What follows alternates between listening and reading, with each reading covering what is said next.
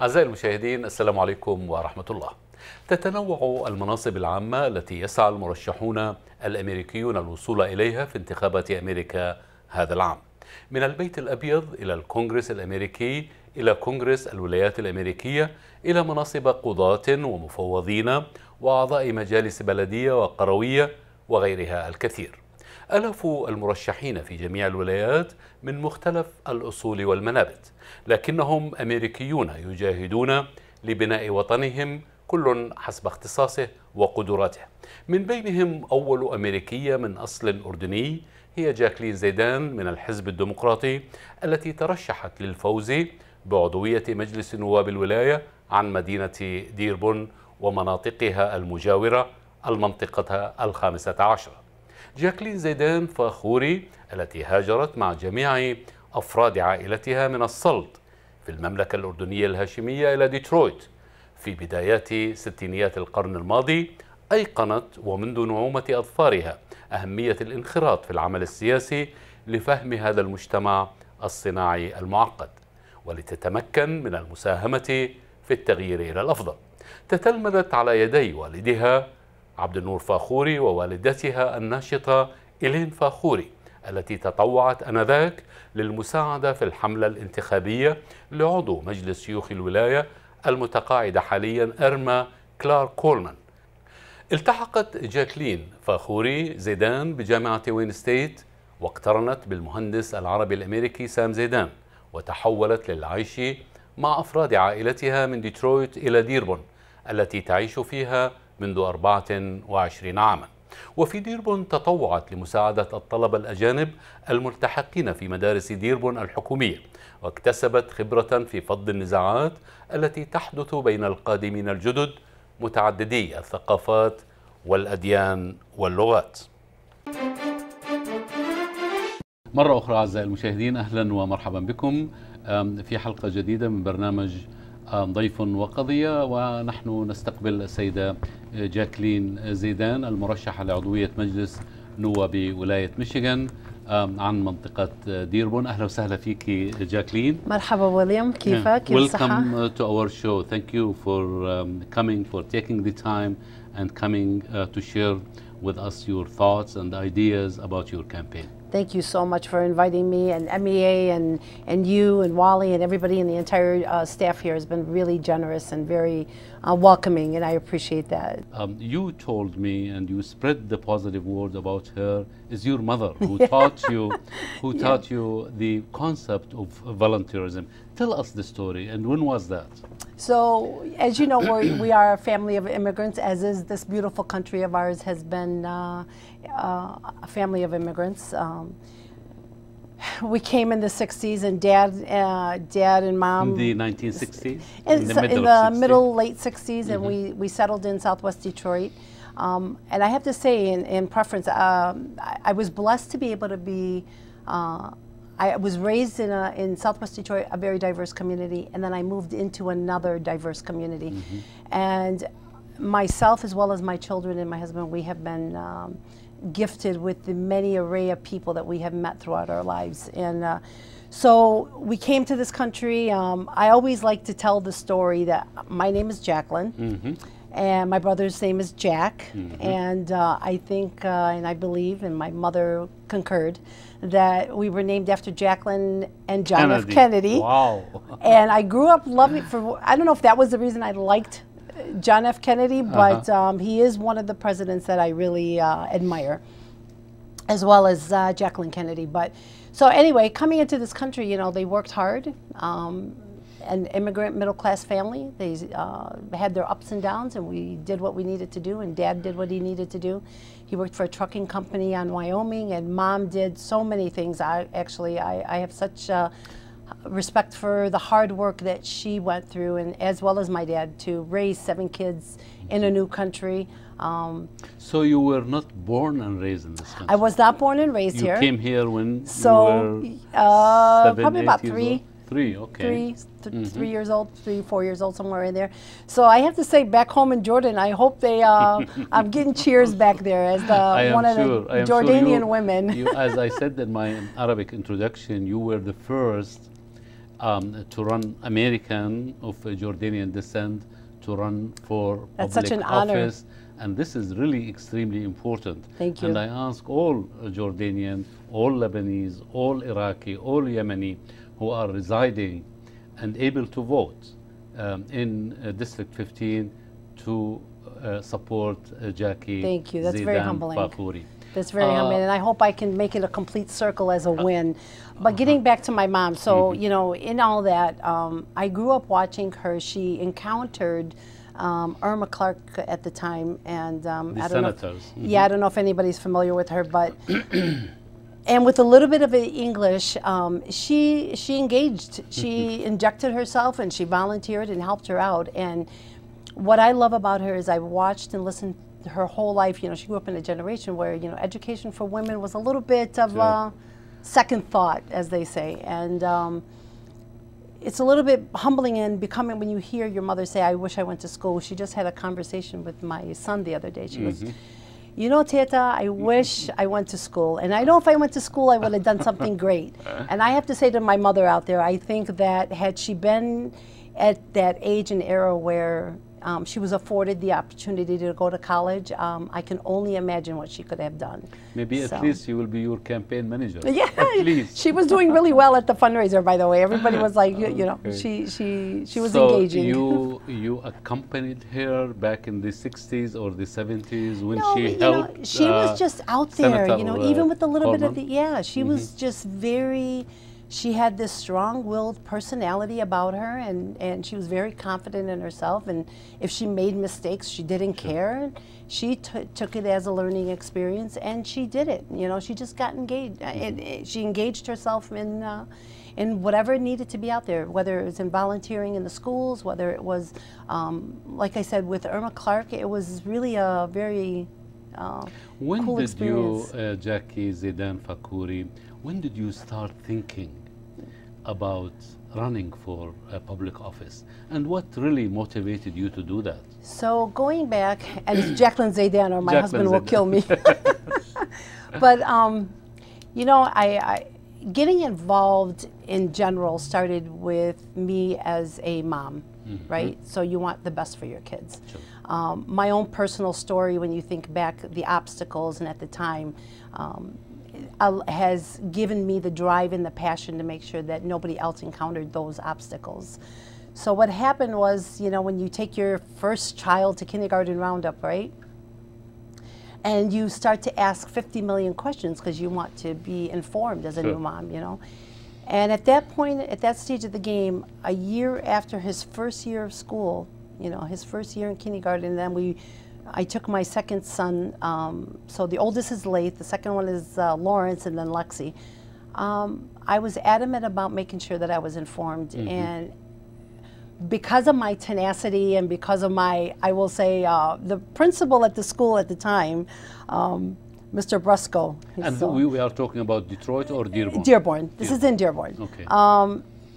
He really said to me, he goes, man, you just were relentless. You had the biggest mouth in that room. And he said, I knew I had to get you involved as a parent, and there it is. And that's, and you know, you fast forward, and it's been ongoing ever since. We ended up getting involved in the PTA. When you talk about how did I really get intensely involved, it really started from Dearborn. Although going back to Detroit in my childhood, let me reflect back a little bit. When I was in high school, actually, I was the class representative. How ironic, right? And this is actually the beginning. Yes, it is. Yeah. And then just, you know, I did a lot of volunteering and stuff in high school and myself, you know, involved in sports, and went to Wayne State and was very engaged in a lot of things there. But unfortunately, like I said, there were some things that that came about that, you know, I wasn't able to finish the last 2 years, which drove me to where I'm at now with my kids. So fast forward back to this, I was asked if I would be PTA president, and so it sort of fluctuated for the entire high school, middle school, elementary school, high school years of my kids, I went from president, vice president, all the way through. Gradually, so piecemeal you reach that yeah, position. so, and in that, in that, you know, the PTA is a national organization. Sure. And they're huge advocates for education on all levels. And the most important thing is the very diverse population of the school system in Dearborn. It's not only Arab or Arab American. It's a very diverse. It's very. We're very blessed to have Italian. Absolutely. You know, you get an array of Italians, Americans, Arab, all, from all you know, Albanian, all from everywhere you can think of, from all nationalities, all faiths. But so as a PTA president, that sort of at that time, I ran into a gentleman by the name of Vince Bruno. Okay. And Morris Goodman and Ali Dagger. So the three of those back in, if I go back about 20 years, and when my kids just started out in school, that was at the time where, you know, I had them come up and, hey, can you volunteer at this poll? And it was just the start of me getting involved. And yeah, sure, I'll be there and I'll help out. And now Vince Bruno and Morris Goodman were major icons in the Democratic Party here in Dearborn. So, and it started from there and it never stopped. And I've been at every election, every poll, and let's just say after years, I've established a reputation where you get that phone call and they'll ask you, what do you want me to do? How do you want me to vote? No questions asked. You are, I have been knowing you for ages, and 20 years maybe or more, and I know that you are very much involved within the Arab American and Chaldean and Muslim organization in the Tri-County areas. You worked and volunteer with so many Arab American organizations, including the social services and other human services organizations.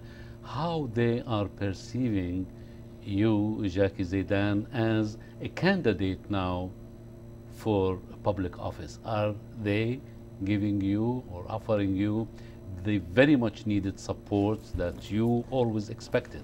Yeah, it's just been, like I said earlier, it's been very humbling. The phone calls, the emails, and the worst part for me, I tell you, is just people have just been coming up and say, here's a check. I want you to go in. And I can't even, and that's just very, very humbling. And it's been very supportive. And it's very expensive to run for office. Yeah, unfortunately, you know, there's a layers of things that have allowed me to push forward on this whole thing. When people ask me, would you be willing to do it?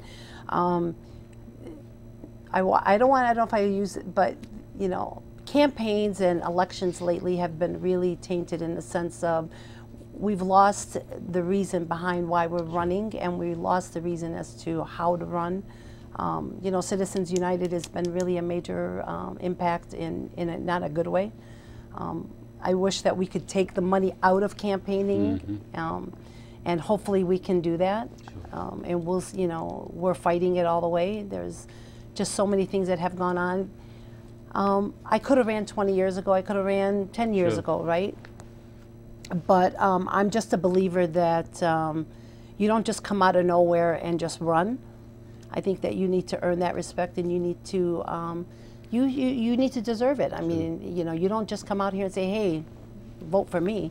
I can comfortably say that I'm the only candidate that has come into the community 24-something years ago, and has continued to stay here, and has volunteered and made an impact in the community, and has not gone anywhere else. And has come from the heart, because I truly believe in the community that I live in, and I really want to make a difference. I know, Jackie, that it's too early now to talk about issues. I know that there are tons of issues in each and every district in the state of Michigan, and that is applicable also to all the United States of America, but it's too early. Maybe we will talk about major issues of concern to you and to the community and to the citizen of Dearborn and Dearborn Heights. I want you to shed some light, maybe to give us a little bit information about District 15. Is it dominant Republican, or Democrats, and you are running as a Democrat. It's a mix. Right? It's a good mix of people. Mm-hmm. It's definitely a mix of people, but I will say that it's probably more Democratic than anything else. But it's a nice mix of people. Mm-hmm. With regards to the issues, you know, obviously, am I going to go up there and promise and make miracles? No. But what I can promise is that there will definitely be a voice that will never break against the community. Mm-hmm. That voice is theirs. I only go up there and represent. I'm speaking on behalf of them. Sure. And what are some of the issues? Obviously, you know, we are looking at civil rights, education. Obviously, everybody knows that that's my area. It's my favorite. And I want you, before you shed more light about the issues, maybe we'll talk about the issue later on, after the primary. And I'm sure, hope that you will win. And good luck. We will win. But I'm sure. So I want you to, I want to ask you, I heard just recently that you were the first in Detroit Public School to introduce to the cafeteria the halal meat. Is this true, or what did you do? Yeah, so how did you do that? It was when my kids were in elementary school. I was the PTA president, and I you know, sometimes it's not about showboating yourself. It's about what you do behind closed doors. And what you do to make an argument. And if you talk to my colleagues at work and people that have been in a room with me when I mediate and negotiate between whether it's parent, student, teacher, staff, whatever, I pretty much get the job done. So what had happened at the time, if you go all the way back, as the PTA vice president at that time I was, and there was a gentleman by the name of Matt Cain, he was the president. And how ironic is, you know, he's a Catholic, an Irish Catholic, and here you have a Greek Orthodox Christian, right? That are both president and PTA president, vice president. We had a group of parents. I had monthly meetings. And at the monthly meetings, you know, you bring in, you know, concerns or what have not. And a group of the parents came and asked, they said, you know, what do you think about, you know, how is it, or can we get halal meat for our kids in our schools? And this was on the east end of Dearborn, by the way. So what we ended up doing is I said, I think it's a great idea, you know, why not? It's not impacting me, you know, for myself. It is impacting you, and it's something that is important to you. And at that time, what was, how the Muslim student constitute what percentage? It was a pretty good percentage. Yeah, at that time, it was, you know, it was a nice mix. Obviously now it's greater than before, but it was a nice majority of Arab American Muslim students. So, you know, we ended up, I ended up calling, myself and Matt Cain ended up calling the superintendent. We met with some people. We presented the idea to them, and we asked them what could possibly be done. This is very important to, you know, to the dietary needs. I felt like there were other communities that were meeting dietary needs of other faiths, and I didn't see no problem in that. So we went back and forth for a while, and one of the reasons that we had a hard time with it was because of the cost. And we needed to find somebody that was able to match the cost without it going up. And so there was a gentleman, you know, after we presented and they went through whatever they needed to go through, it happened. You know, they found a vendor that was willing to meet the costs at the present time, and we've had it ever healthy. since. All non-Muslim are, you know, maybe desiring. I mean, to me, I mean, really, I mean, what is it affecting me? If this is something important to a group of students and who are, I consider family and friends, what is the difference? There's nothing wrong with that. And the sad part about it is there's, Dearborn Heights are still fighting to get that. And that, you know, there's something wrong with that. When in 2016 Can you help them? Or you know what, I've extended actually an invitation to an individual that we were talking about it briefly at. But it has to come from within. It does, but you know what? Whatever we can do to help, we're there, you know. Whatever you need me, I'll go. Jackie is well known in international city. Dearborn is well known as the capital of Arab America. Wherever you go, when you mention Michigan or Detroit, Dearborn, arise as the most important city in the state of Michigan, even though it's smaller than Detroit, it's smaller than other major city. To represent, how do you feel, Jackie? Hopefully you will represent District 15, which represent Dearborn and Dearborn Heights. What do you say to those people who are watching us and following us and knowing that American of Jordanian descent represent the international city of Dearborn in the parliament, if you will, of Michigan? Yeah. I call it my hometown. It's the one best way I like to describe it. Very close to Salt, right? Yeah, there you go. But it's a great hometown place. It's made major impacts on so many levels. I think what I love about it is that we have been telling our story on so many levels through many media. For example, the Arab American News, you have the Arab America. There's a couple of venues that are out there. And I think nobody should tell our story but ourselves. Sure. So we're blessed enough to have that. And myself, you know, I have family all over, as you all know.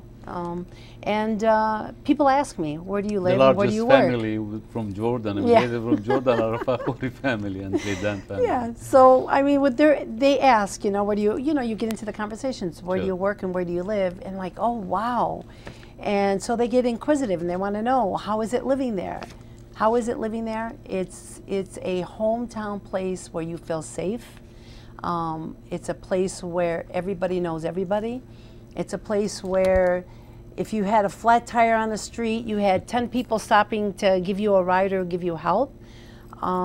It's a place where you are raking your leaves in the fall and a neighbor drives by and opens up the window and throws you asks you if you have do you have throws you a tray of sweets or gives you something to eat, right? Yes. Here, I made these, have them. So we have our struggles, obviously, and we have a lot of things that we deal with on the national and international level, obviously, on a serious note. And I think we handle it very well. The mayor does a good job in I know that a member of the parliament who represent Dearborn and Dearborn Heights in Lansing, in the capital, in Michigan Parliament, if you will, and the mayor and all the city councils, you have excellent relation with them. How this would strengthen your campaign and make it prevail? I think it strengthens your campaign because there's a difference between somebody that people don't know and people and that person that people know. And somebody, Ms. Beydoun said it well the other night. Faye Beydoun is a very good friend of mine. Said it very well. They all told my story better than I did. You know, I have a hard time saying what I have done, and just it's not comfortable. But she said it very well. My reputation has been long-standing. The leadership, the integrity, the dedication that I've commitment and the commitment that I've put into the community, not from me, but from the actual acts of what I have done in the community has been there. And like she said, you give me something to do and it's going to get done, and I give it back to you and it's done. But I think more importantly is that when you ask me to do it, it gets done. So you know that you have somebody you can count on. So a lot of the people that you encounter will tell you, you can depend on her and we can trust her. But when you get up there, people know who you're dealing with. You know, they know me. They know who I am, and I've gone to places recently, people that I don't even know, they're like, oh, we know you, we've heard of you. Yeah, your pictures and your photos, pictures, articles in the paper all over the Tri-County area. It's not only in Dearborn, and this is great. And it is humbling, but for me, the bigger picture, the focus is that it's not about me, but it's about that I've established a reputation where I know when somebody needs something or something needs to be changed, it can get done. Because when I talk to people, they trust me. I.e. the example, the halal meat, when we brought that into the Dearborn district. If you look back on school bonds and millages or, And not even that, even in the city, when there's things that needed to be done and we needed to get the vote out or get the word out, people, like I said, called. What do you want me to do? I'll do it. How do you want me to vote? I will vote. When you initiate a campaign to run for public office, what would be, from your own experience, you have been what, a month, 2 months, 3 months running this beautiful campaign, what would be the most difficult issue or issues encountering you, obstacles? In the campaign in itself? The campaign itself, in the campaign itself? Maybe the number of volunteers, maybe? For me, like I go back to, I said, the most complicated part and the most difficult part for me is to pick up a phone and reach out, because I know I have to do that. Right. And I go back, like it gets me to the core of me, because for me to call somebody and say, hey, can you volunteer? Sure. Or pick up the phone and say, can you donate because I need to run this campaign? Because I know what it means to work hard for your money. Sure. And I know what it means to have to get up every day and go to work and run around and get things done and then say, oh, I got to go help out Jacklin. Sure. That's a lot. Sure. And, you know, and I'm cognizant of that. And maybe the most important part of it is knocking on the door of the neighborhood. That actually is going to be my easiest part, by the way. Can I tell you? Yeah. Absolutely. Because this is me. The easiest part for me actually is I love meeting people, and that was, I said earlier, that was the best part. Knocking on doors, I think, is going to be a real excitement for me. I'm going to really have fun with that. أعزائي المشاهدين، سأعود لحضراتكم لمتابعة حلقة هذا الأسبوع من برنامج ضيف وقضية، ونحن نتحدث عن الحملة الانتخابية لمرشحة الحزب الديمقراطي لمنصب كونغرس في ولاية ميشيغان عن المنطقة ال15. سنعود لحضراتكم بعد هذا الفاصل الإعلاني، فابقوا معنا. أعزائي المشاهدين، نعود لمتابعة الحديث مع السيدة جاكلين زيدان، المرشحة لمنصب عضوية كونغرس الولاية، ونحن نتحدث في سياق حلقة هذا الأسبوع من برنامج ضيف وقضية. أهلا وسهلا فيك مرة أخرى. Thank you, I would like William. to welcome Thank you again. We were talking about the list of the organization that potentially will support your campaign. Tell us more about it, and what is your expectation from the Arab American community at large as far as supporting your campaign? Sure. The biggest endorsement, the most important endorsement is the voters. Sure. That's the most important thing to me. And everybody else, obviously, is a little bit early, obviously. Sure. And some people in some organizations really do not endorse in a primary. But we did submit. We sent some things out recently, and we're hoping that we'll get some positive feedback. We've met with quite a few individuals, and we'll see what happens. But at the end of the day, really, you can join as many organizations. You can do whatever you want to do. At the end of the day, what's important is that voter, that constituent that goes into that, because their voice is what's important. I have been hearing about the importance or lack of credibility of endorsement in general. I know again that it's not the right time to talk about it now, the best time after the primary. I've heard that too, by the way. But I would like to just shed some light about it. When you are endorsed by a major newspaper like Free Press or Detroit News, or the local eccentric, I don't know what's the name of you have the press and but I don't think they don't at that level yet, if I'm not mistaken. So does it translate to vote? Sure, sometimes it does. How important? Because you have residents that are a supporter of a entity or an organization or whatever, and they look to that organization or entity or whatever it may be to sort of validate some thoughts and thinking and beliefs that they have. Sure, I mean it can affect. It makes a difference. Tell us a little bit about the position itself. What does it entail to be a representative of the 15th district in the legislature? So I sort of take a step and talk about a little bit my position where I work now as a community liaison. And I've been a community liaison for many, many, many years. And I sort of say that it sort of mirrors a state rep. Why? Because you're constantly mediating and negotiating and fighting for whoever you're dealing with in the situations that you're dealing with as a community liaison.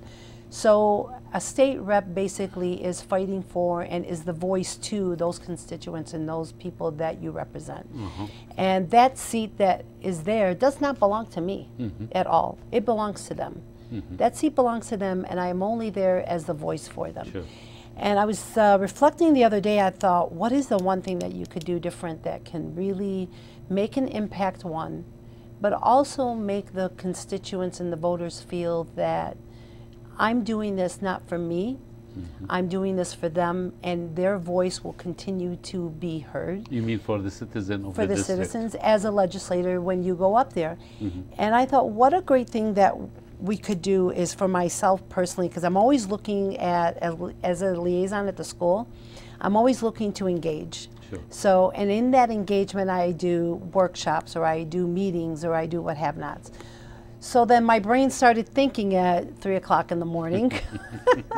And I thought, what a great way to have a monthly meeting up in Lansing, or wherever it may be, of all the stakeholders. And you can take individual stakeholders, whether it be small business owners, to brainstorm ideas, or you know, small business owners, teachers, students, parents, union supporters, or whatever it may be, and just set these things up where once a month you come up there and I come down there and we talk about some of the issues that are going on, or some of the legislation that is being presented, and you come back and we sit down and we all have a voice in what we decide.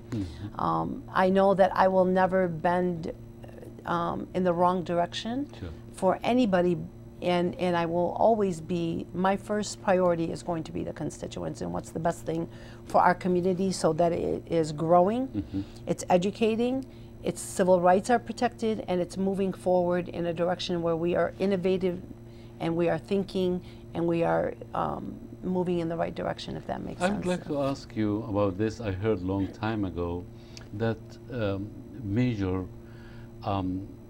huge automotive companies like Ford Motor Companies, Chrysler and General Motors, or at least the company that's located in Dearborn, they tried over the years to influence the legislatures, the members of the legislatures in Lansing, to do something I really do not understand about the environment, because their offices and their plants in that particular area.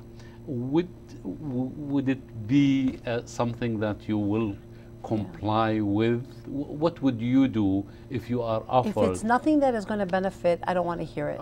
In the sense of this, I grew up in Southwest Detroit, right? So traveling from there to Dearborn, we did all our shopping when we were younger, coming to Dearborn, traveling and shopping and whatever we got, whatever we needed to get. But I remember growing up and thinking of the pollution and the environment, especially in the South End, where I believe that we've really dropped the ball huge in that area.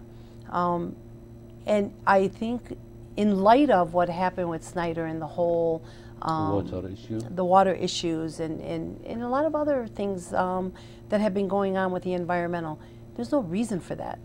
As a mother, I want to know that my kids are going to grow up healthy. You know, I look at what happened in Flint, and I can't even fathom the idea of the mothers and the fathers and looking at their children, worrying about them for the rest of their life. And then we have the audacity, these kids are going to be impacted in some way, shape, or form, right? And whatever happens, and hopefully, God forbid, you know, everything will be fine, and you know, they'll get the health care that they need, and they'll be taken care of. But then we'll have the audacity to say they're citizens that are being lazy, they're this, they're that, but nobody knows their history about them and what happened to them and why their health or whatever it is that it has happened to them, that they're not able to, for example, maybe work or can't go to college because their health hasn't been impacted. So environmental is very important. I think as long as you're a team player in fixing the solution, I'll be at that table with you. But if it's a solution where somebody is impacting their pocket, under the table, whether it's under the table or wherever, I will definitely not be a part of that process because, you know, in 2016 in the United States of America, we shouldn't have to be worrying about what air we breathe and you know what we're eating or any of that. We shouldn't. Jacklin, take us from now, tomorrow, until August 4th, the primary. August 2nd. August 2nd. What we will be doing, what kind of activity? Put us in the picture, the path from today or tomorrow until August 2nd. Sure. It's, as I was told, and I know it's a fact because I've been involved in politics for a very long time. And right now, it's knocking on doors and dollars, and dollars, as they say. And the doors I am extremely excited about. I can't wait to knock on doors and get to meet people. The dollars I have a hard time with just because, like I said, and I think everybody has a hard time with that. But I know that people that have approached me, and I have a hard time with the money issues, they say, we understand, we know why you need to do it, and this is why we're giving it to you because we want to support you and we want you to win. So that gives me a little bit of solid to them. Talk directly to them. Have them expect you to knock on their doors very soon. But you will be doing it from now until August 2nd. Sure, Talk absolutely. to them directly. Well, I'm hoping that people will knock on doors for me. And I hope that I can, like I said, in 20 years, I hope I've earned everybody's trust and respect. Sure. And that will hopefully extend into the community and people will be out there talking about who I am and what I am. Like I said earlier, I think, no, I don't think I know. I am the only candidate on the panel that has come into this community 24 years ago, has continued to stay in this community and has worked diligently, has been a leader in the life of the people, especially school children. Yeah, that is definitely my soft spot. If we want to target a little bit about some of the issues, I believe that civil rights, education, economic development is really the heart of what drives a country, a city, a nation, because you know, without the liberties of being free to do what you need, you don't have the quality education. You can't be a small business owner, and those are very important. And education really is the heart of it also, because without if you don't have an educated society, that is the biggest detriment to your society. You can hurt yourself, and there's a lot of things going on right now in the educational system that I think we really need to get into people's faces and say enough is enough. We need to look at this has to stop being a for-profit industry that it's turning into. And I know we're getting into a little bit of the issues, but which is why we're here. This is not the first interview, and it's not the last interview. We're going to talk about the issues. Maybe we will select a couple, 3 issues to heavily concentrate on and share our community members of these. It's education and awareness is at the end of the day. So I do want to say also, you know, I didn't come just out of nowhere. You know, this is, you know, I've embedded myself in so many things. For example, and I say this just because I want people to understand that, you know, the foundation of where I'm at with all this. So, you know, I started off also back in I was on the executive board of the Aviation Neighborhood Association, being a precinct delegate, small business owner. You had, I'm also on the executive board of the Dearborn Democratic Club. You have the PTA, and then you have... and this is maybe dear to your heart. Yeah, it is. It is, actually. And then and then I was also on the ADC, which is the Arab American Discrimination Association's greater chapter. I was on their executive board. But the best part of all of this stuff here is, at the end of the day, I'm a hardcore community grassroots activist and out to make a difference and bettering the lives of all because if we can't all work together to make it better, then we all lose as human beings. Jackie Zeidan, I wish you all the luck. Thank you. As I said, this is not the last. No. It is the first, but it's not the last. We're going to invite you to the studio prior to August 2nd, and hopefully as a winner? After August 2nd, and maybe in September, October, sounds good, and November also. Inshallah. And hopefully we'll celebrate your success. Inshallah. I want you to send a message to the Jordanian in community. Your hometown. Back home? Back home. What do you say to them to inform them that the American Jordanian community are a very successful community, and it's about to bring or to send somebody, a member of this community, Jackie Zeidan, to the parliament of the state? Yes, and I have to say that I'm so proud of my country.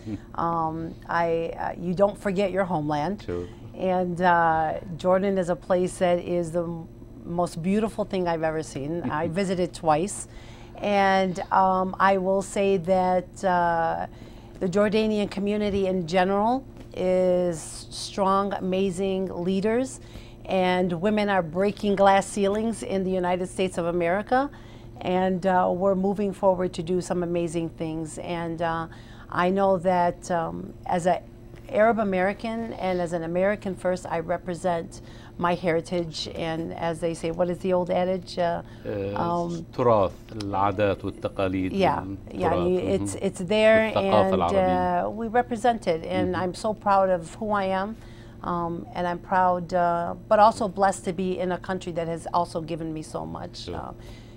So between the two of them, I've been blessed, and I hope that when I come back to visit Jordan, that I will visit as your next state representative. Absolutely, you will be received by maybe the Jordanian deputy there. Inshallah. They will receive you at the airport, and celebrate with you the success story of Arab America. It's about representing. Yes. The fluff in the show is not mine. Well, sometimes it's important. I know, but I really thank you very much. We are breaking glass ceilings in this community, and so. Thank you very much, Jackie. Thank you so much, William. Good luck. Good luck, and hopefully we'll see you very soon. Inshallah. Thank you. Inshallah. I really appreciate you inviting me. Thank you. أعزائي المشاهدين، مرة أخرى أحييكم، شكرا لكم، شكرا لإصغائكم ومتابعتكم، وحتى ألتقي معكم في الأسبوع القادم في حلقة جديدة من برنامج ضيف وقضية. لكم مني ومن أسرة البرنامج أجمل تحية، والسلام عليكم.